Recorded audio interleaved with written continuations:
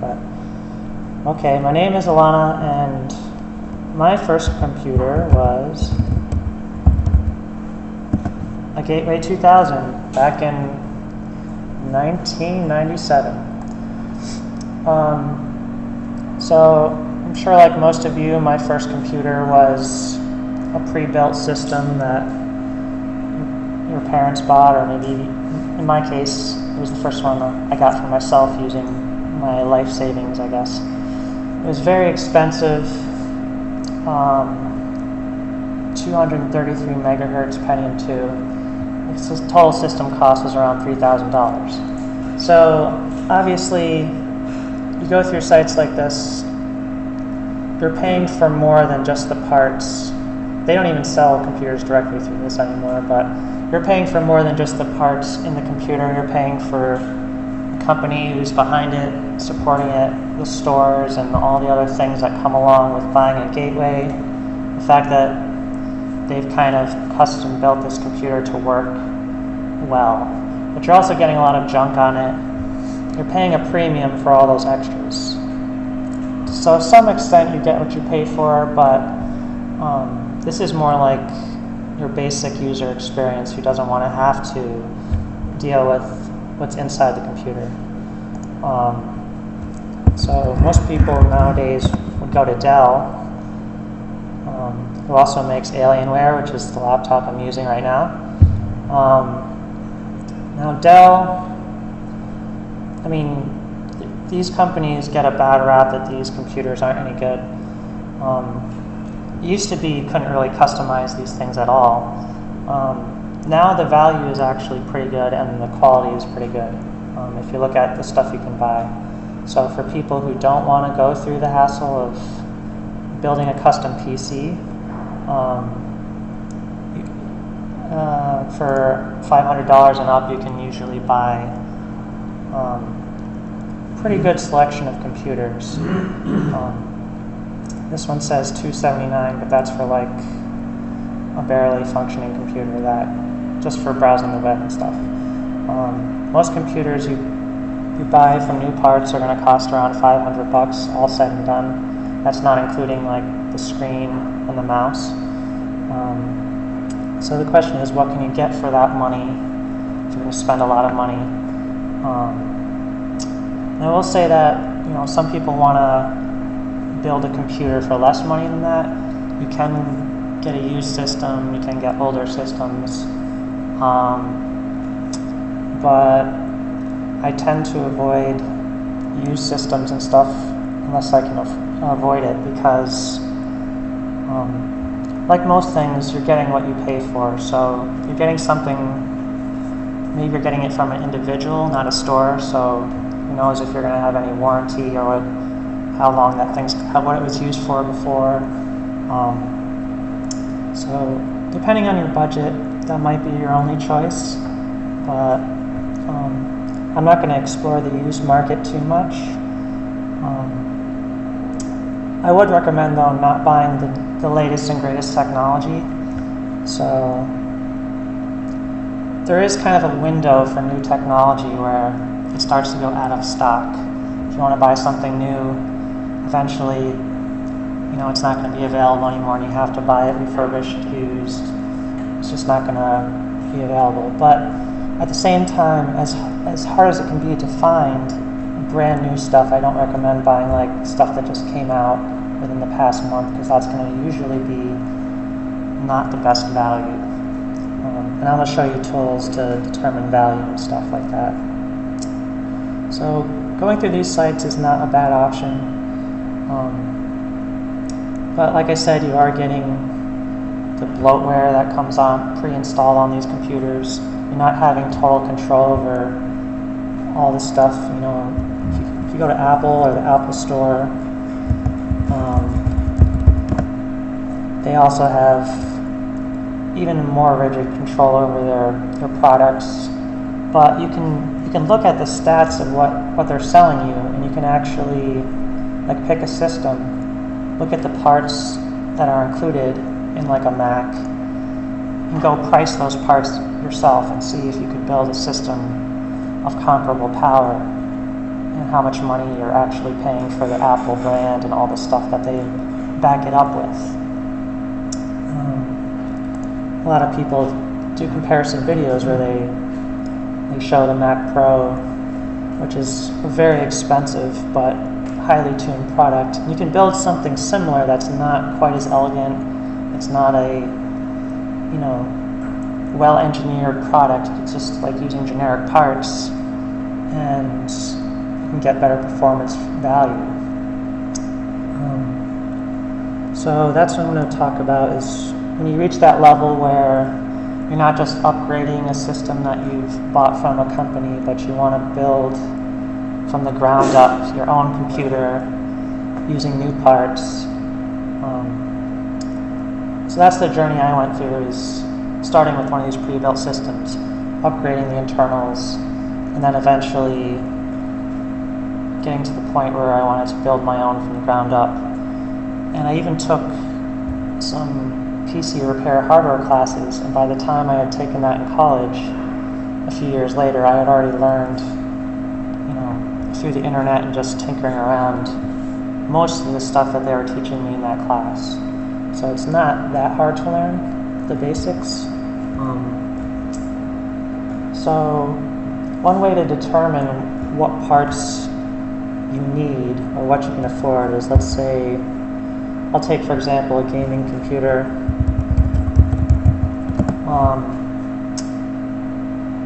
You want to determine what kind of components you'll need for this gaming computer. If you look at, let's say a high-end game that you want to be able to run, it will give you the system minimums and the recommendeds. So, depending on your budget, of course, I would pick Civilization 6. So you take some big budget, high-end game that just came out that you want to play.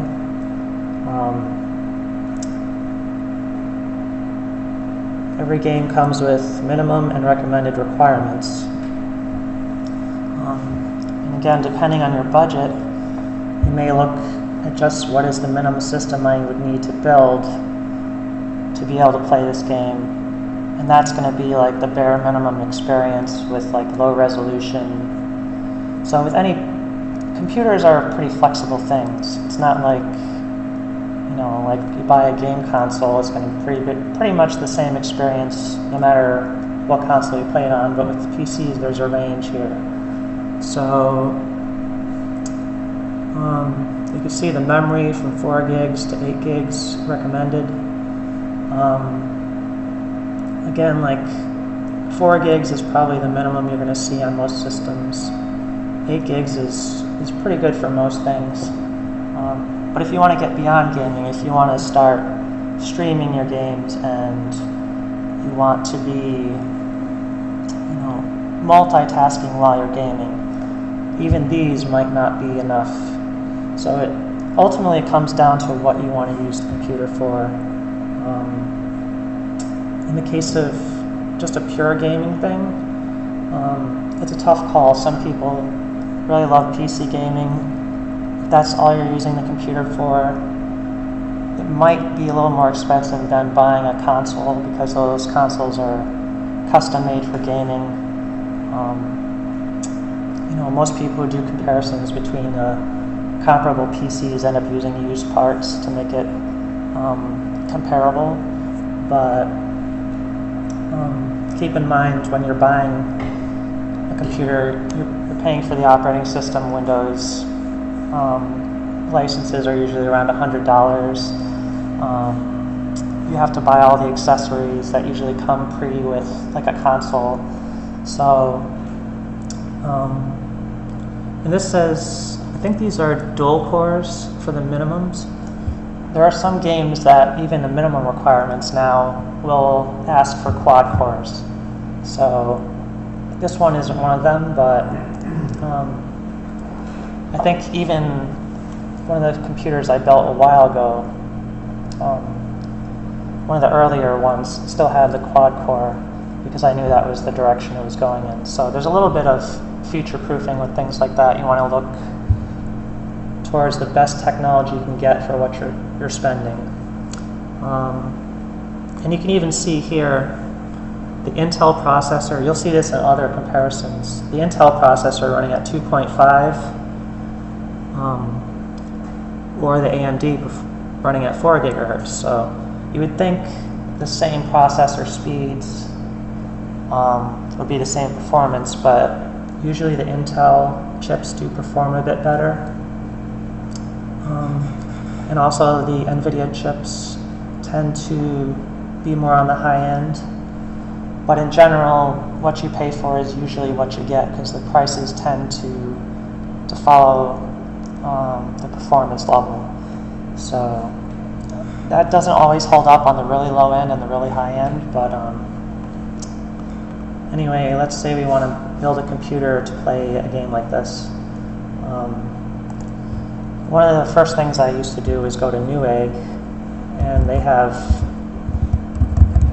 a pretty extensive way of searching through parts by different features.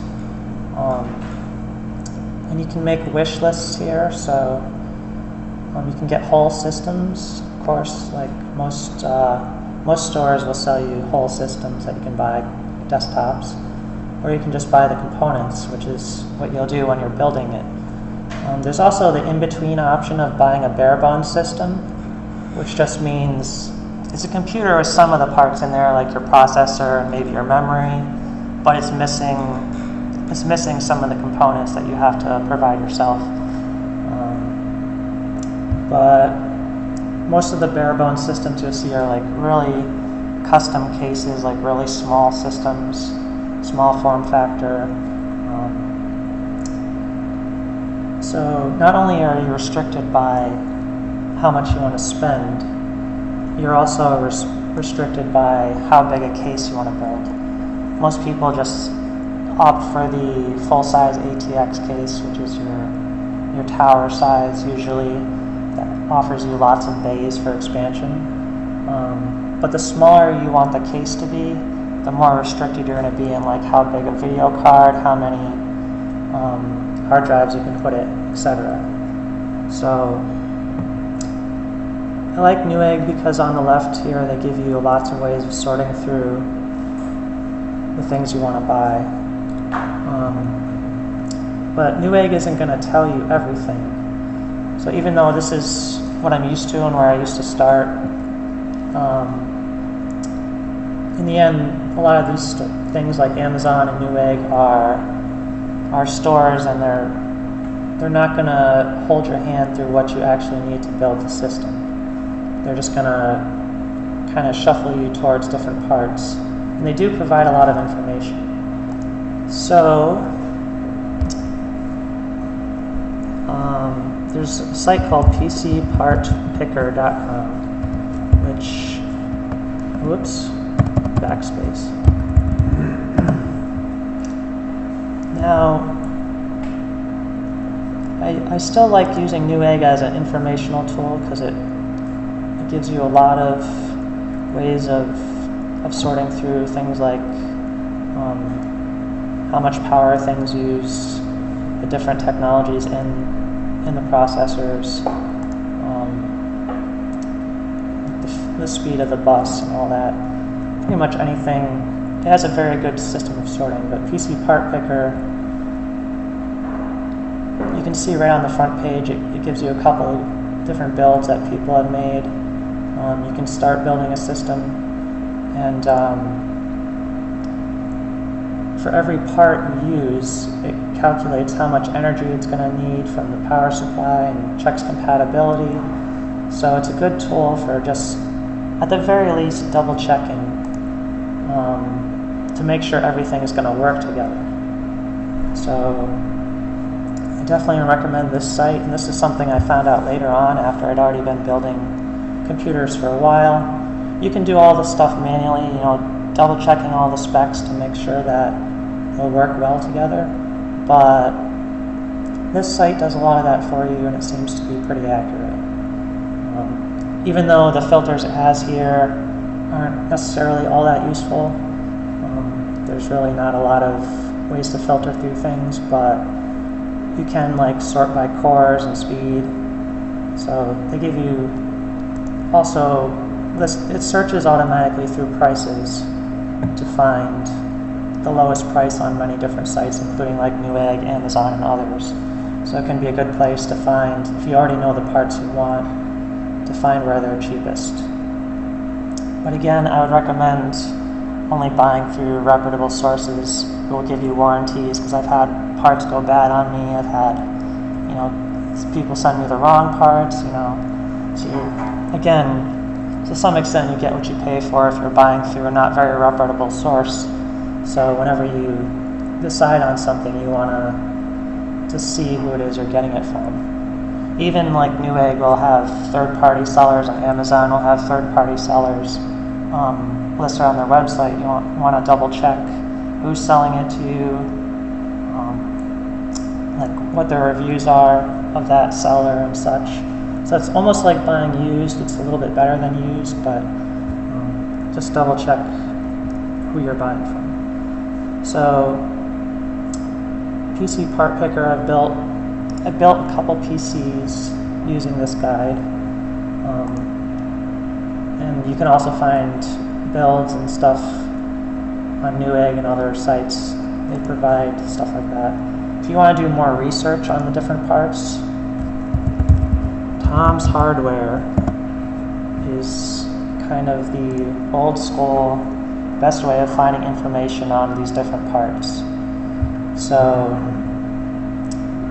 one of the things that I usually check on Tom's Hardware, like if I'm looking at CPUs, and they have builds here and all types of information. A lot of this information is spread all over the internet and it's kind of duplicated, but they have this hierarchy that they do. So they do a lot of the testing for you to figure out how these different components compare, and then they create a chart that basically says which parts are like on the same level. It'll just take a second to load, but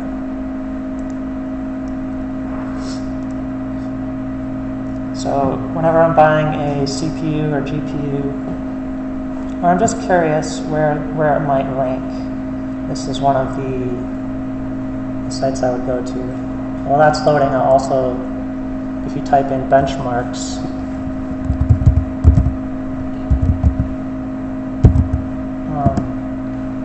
the first site that pops up is not Merriam-Webster. There it is. This Passmark site, CPU benchmark.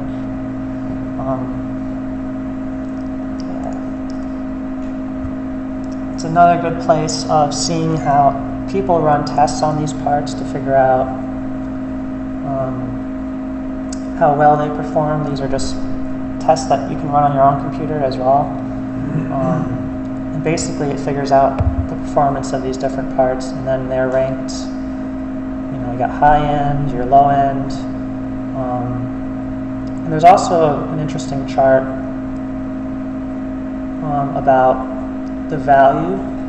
So they take these scores and they compare to the price, and you can determine the best price per performance value, which can lead to some misleading results. Like you get a lot of, like this chart is going to be full of a lot of server Intel Xeon. You don't necessarily want to buy like a server processor. That's not going to necessarily be the best for your needs. These type of Xenon processors that you'll see pop up sometimes, they're not running at a very high clock speed. They're kind of, you can think of it like, I talked about the 4-core processor. If you're doing a lot of heavy processing workload, you're editing videos, you're doing stuff that takes a lot of processing time, something like these, that's where these things really excel. And that's why they do so well in these benchmarks. But for most users, you're not going to need a server-grade processor.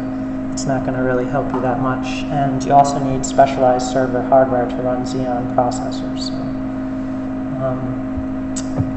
it's just something I wanted to throw in there.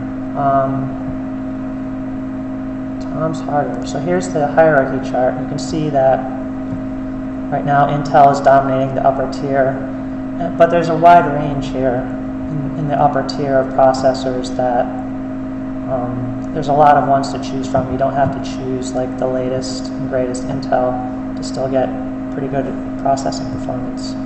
You can see the upper end of the AMD matches with some of the older Intel chips. So the GPU one is also interesting because it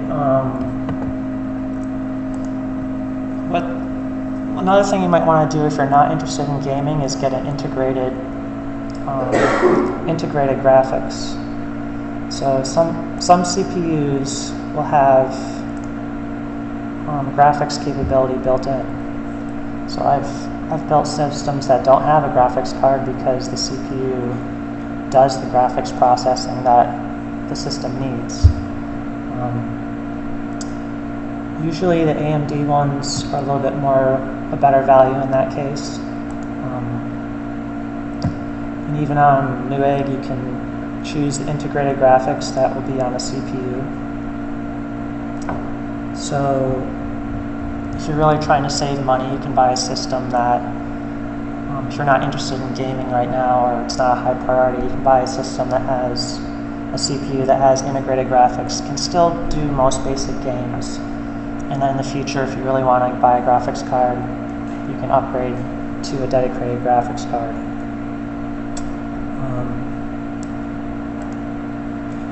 And like the PC part picker is cool because, like I said, as you're adding stuff, it'll check the power consumptions, but it doesn't. The integrated graphics listed here, like they just give you a huge list of options to choose from. So, like this, the Iris Pro is pretty great for Intel, but the chips are usually kind of expensive. So, yeah, there's only one available, and it's almost $400. So, the PCs I've built lately,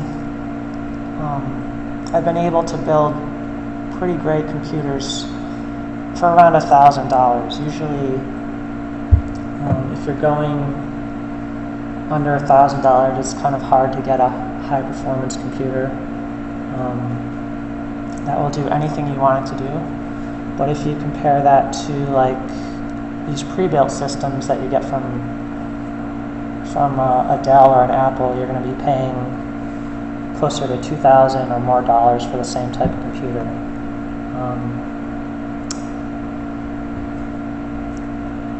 I guess I should do a really quick example on PC part picker. Yeah, like these 22-core, 18-core Xeons, like that's way beyond what most people are going to need. It's for like heavy 3D processing. So you don't need to go that. You can see the prices are kind of crazy on some of these. You don't need to go that much. I'd say anything that can handle 4 threads, either a dual core with 4 threads, or a quad core or better, will work for almost anything in the near future. I also wanted to say that, for gaming, if it's just like I said, purely gaming, that's the case where the CPU is probably not as important. So that's the one case where I wouldn't focus on the CPU, but I almost always start with the CPU and try to budget how much of my money I can spend on the CPU and work from there. If it's just a pure gaming machine or gaming is really important, you might start with the GPU. But also, obviously, prices go down over time, so like some of these high-core processors might seem really cheap, but if you're buying a really old technology, it's going to have certain things that are missing. But let me just choose one of these. I don't need 8 cores. So let's say you wanted to buy an integrated Radeon R7. Is that available? Yeah, so let's say you want to go for integrated graphics, so you're looking at AMD because they have a pretty good value for that. And you can look up all of these different models of AMD Radeon. You can look up the performance level of each. So you can see it's pretty affordable, 150 bucks for a processor that can do like graphics for most games pretty well. It's a pretty good deal. So AMD tends to dominate the low end, and you can see it already says how many watts the system was going to require. That's pretty much pulled from the wattage requirements of the CPU. Overclocking is probably a little bit too far down the road, so I do tend to overclock, but conservatively there's a whole talk you could do on overclocking components. That's kind of like more advanced stuff, but some of these will come with CPU coolers, but if you want to overclock, you might decide to get a more advanced cooler so you can get more power out of this processor, things of that nature. So what this is doing is basically what you would have to do manually on other sites. It's using a filter for the compatibility of this processor.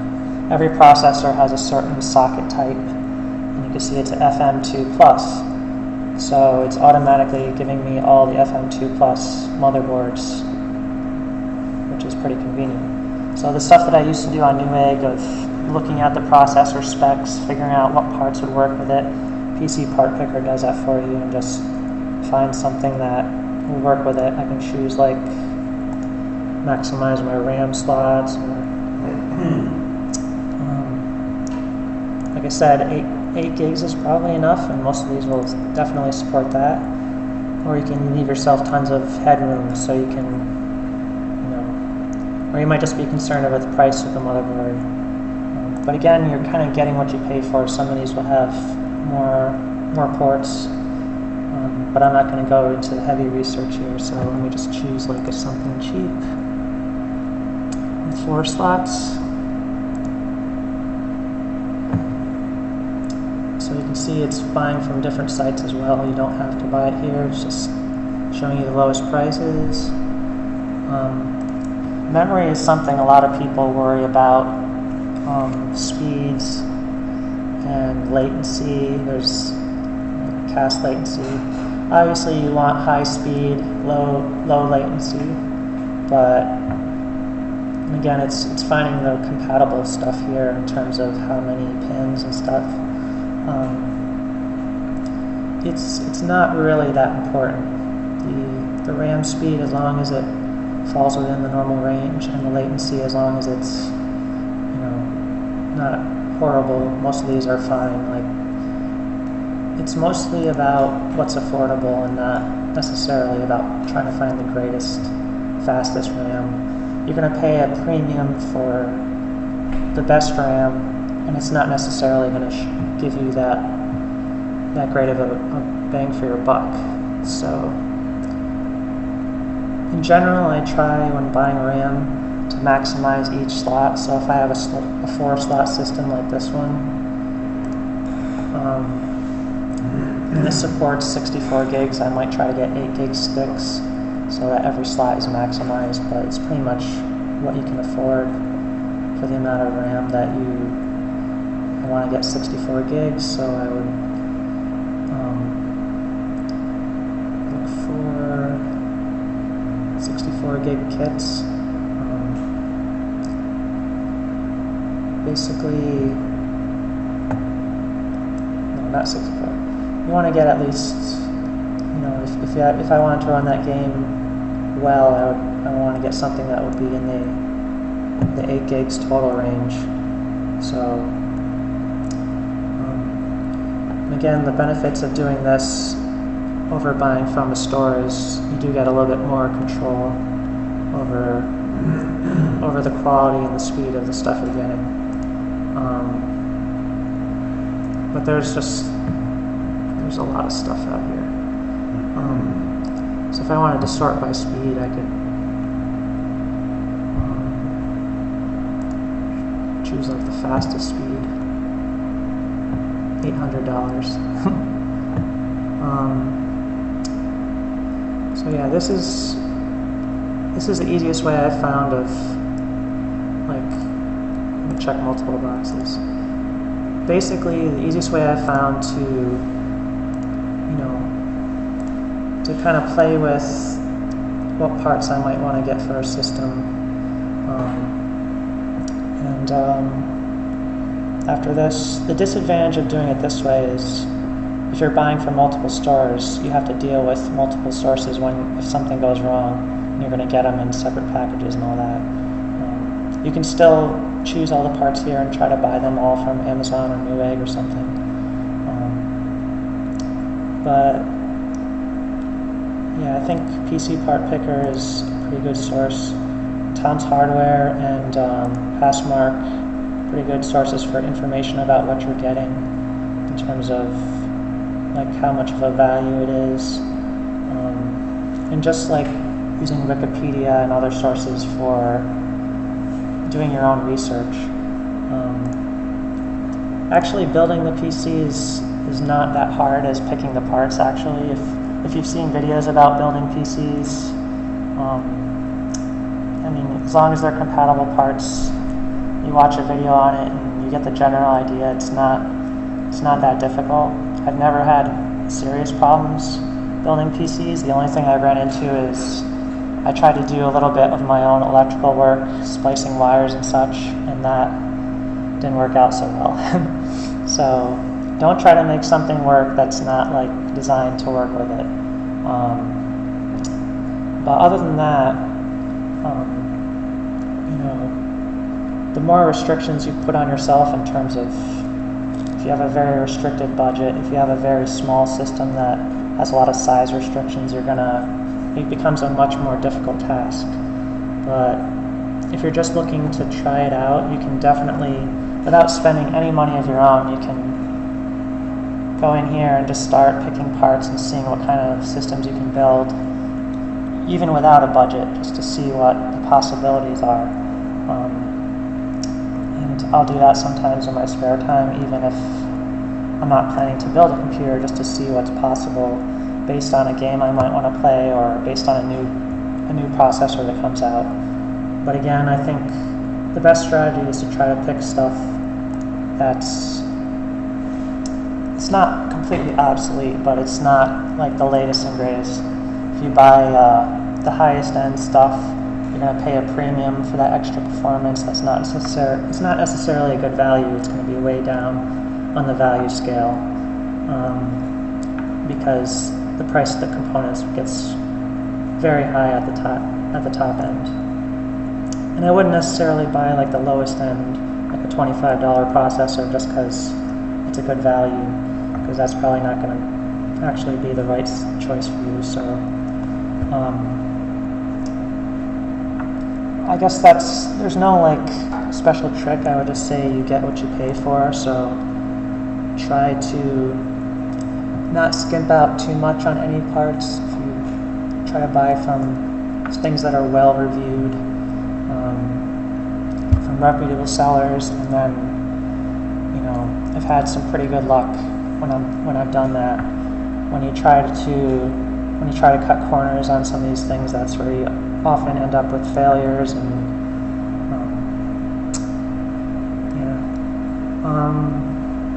I'll just, I've been going on a bit too long, so if you have any questions, feel free to ask. And there's a lot of, I learned most of this stuff by myself through watching videos, through doing it myself. But my advice would be it's not that hard to not that hard to do, so don't be afraid to do it, even if you have to start with a pre-built system or the description of one and looking at the parts based on that Dell or whatever that you picked out and seeing if you can pick out the right parts. Just give it a shot and see what you come up with. Does anyone have any questions about PC building? Or any experiences doing it? You mentioned something about used equipment. Can you say a little more about that? Yeah, I mean, when you buy used, there's a question about, especially if it's not like certified or refurbished, if it's from an individual, you don't know exactly how it's been used. For instance, they may have been overclocking it, they may have slightly damaged it, they may have had issues that you're not aware of. Usually sites like eBay or Amazon will give you some protections if the thing doesn't work. And I mean, used. I usually look at the used prices just to see like how much of a difference it is. Sometimes there's not really that much of a difference. So you may be saving a few dollars on, especially for newer stuff. For the older stuff, sometimes that's the only option, or you can save a lot more compared to a newer one. So look at the savings, and you have to kind of decide if it's worth the risk of that part not working, or if the longevity isn't there of buying something used. Generally, I mostly, in the same way I buy from reputable sellers, if you're on eBay or Amazon, look at their ratings, see how many ratings they have. If they're a new seller or they have barely any ratings, I wouldn't say they're necessarily trustworthy. So you want to, with hardware, one of the things you get with these pre-built systems is the idea of a warranty or technical support. So even if you buy used, you can get support from a good seller. So it's really important to not just buy the cheapest one you can find, but maybe look at and compare the prices with other sellers, decide the seller that you trust the most. Because if something does go wrong with the part, and it has happened to me several times, I worked with good sellers and I was able to get reimbursed for those.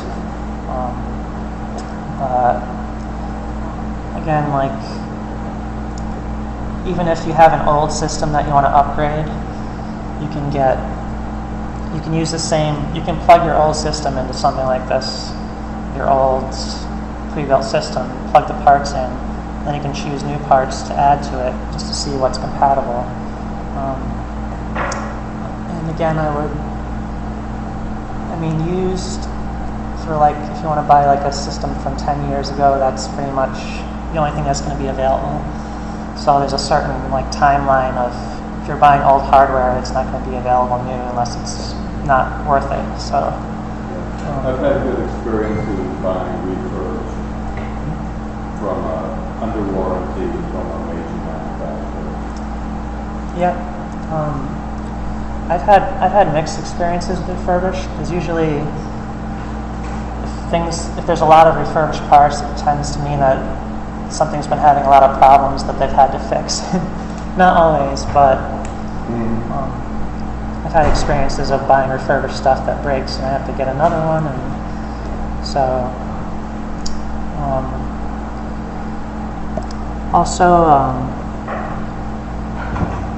I didn't talk too much about the size of motherboards and cases, but or heating and electricity and all that stuff.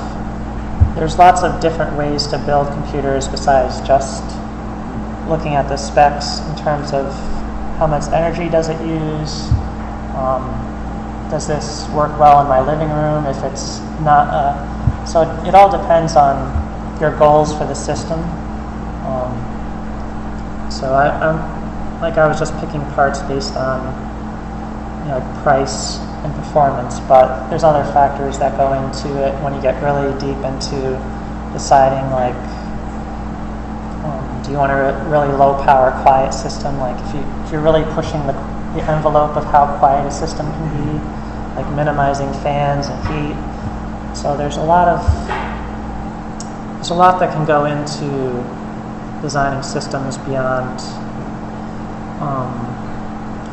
just what's the best value for performance. I talked a bit about upgrading, like how upgradable the system is. Like if you're running a server, like how much storage capacity there'd be in terms of slots for hard drives. And, so it gets pretty in depth, but you really have to focus in on like what the system is going to be doing. So if it's gaming, you might focus in on the video card. If it's processing files, like video files, you might focus on the CPU specifically. If it's storage, you focus in on hard drives and things of that nature. So yeah, it's I don't know. It's almost like a fun hobby at some point, if just to play around with these things and to build your own systems. But yeah, even if you, like I said, even if you have a system and you're interested in upgrading it, maybe it's a good way of getting started, because that's how I got started, was through upgrading pre-existing systems before I tried building my own.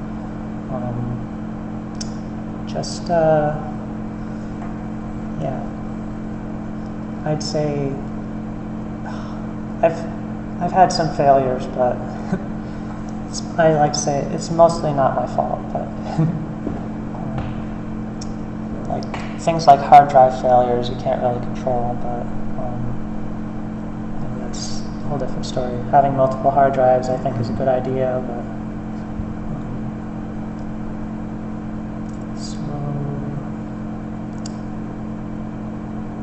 That's it, unless anyone else view my system.